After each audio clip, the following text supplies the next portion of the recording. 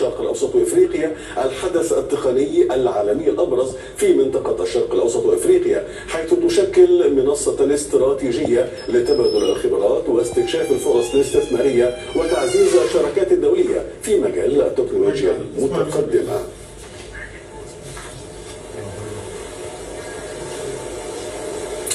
إذا مشاهدينا للمزيد من المتابعة ينضم إلينا هاتفيا الأستاذ خالد حسن رئيس تحرير جريدة عالم رقمي. أستاذ خالد أهلا بك.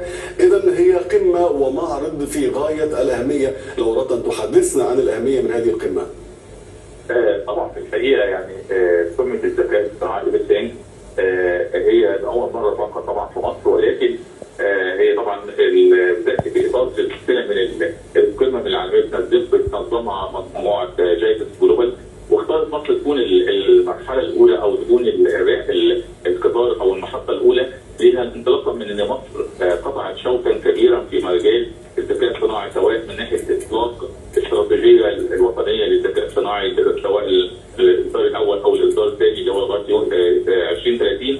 طبعا عندنا المجلس الاعلى او المجلس الوطني للذكاء الصناعي، عندنا مصر قطع شوط كبير تدريب وتاهيل الكوادر المصريه المتخصصه في مجال تكنولوجيا المعلومات.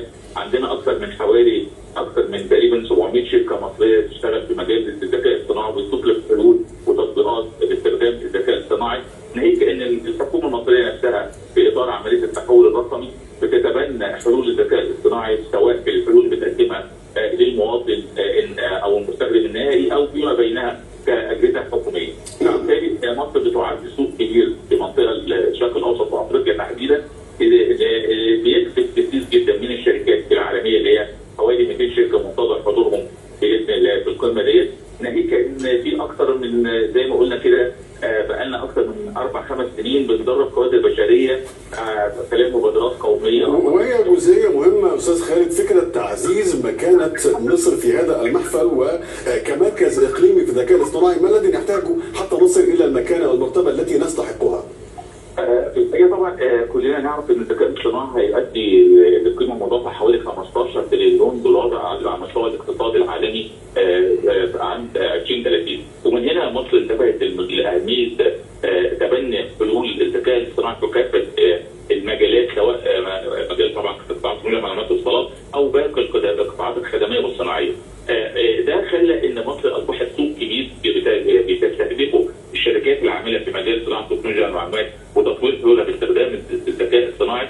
وبالتالي النهارده لما حدثت ان النهارده بنستضيف قمه عالميه زي ديت، زي ما قلنا بيحضرها حوالي 60 دوله ممثلين من حوالي 60 دوله، سواء خبراء او ممثلين شركات او ده بيؤكد على المكان اللي تتمتع بها مصر من 3 نواحي. صحيح. الناحيه الاولانيه السوق، حجم السوق كبير. ثاني حاجه توفر الكوادر البشريه، وده نقطه مهمه جدا لاي حد النهارده عايز يستثمر في مجال جديد زي الذكاء الاصطناعي، محتاج كوادر بشريه متخصصه في المجال دوت. ثالث حاجه وده اهم حاجه التشريعات او البنيه القانونيه اللي موجوده في مصر النهارده. عندنا نقدر نقول الذكاء الصناعي النهارده بيحاول ان هو يعمل تنظيم لتوظيف الذكاء الصناعي بشكل امثل. طبعا احنا عندنا تحدي كبير في موضوع الذكاء الصناعي الاخلاقي والذكاء الصناعي الى اي مدى ممكن. اذا هي قمه على قدر كبير من الاهميه ويجب استغلالها احسن استغلال. الاستاذ خالد حسن رئيس تحرير جريده عالم رقمي، اشكرك شكرا جزيلا.